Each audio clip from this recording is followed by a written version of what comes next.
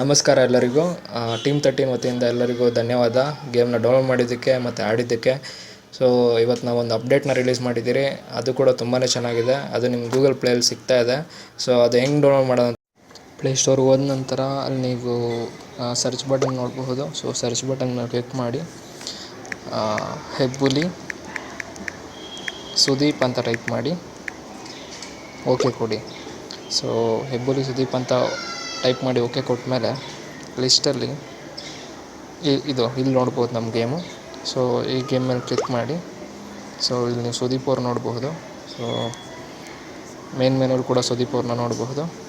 So ಆನಂತರ install ಅಂತ ಕೊಡಿ, ಆ್ಯಕ್ಸೆಪ್ಟ್ ಅಂತ ಮಾಡಿ. ಸೊ ಗೇಮ್ ಡೌನ್ಲೋಡ್ ಆಗುತ್ತೆ. ಗೇಮ್ನ ಎಂಜಾಯ್ ಮಾಡಿ. ಸೊ ಕಮೆಂಟ್ ಮಾಡಿ, ಶೇರ್ ಮಾಡಿ, ಲೈಕ್ ಮಾಡಿ. Thank you.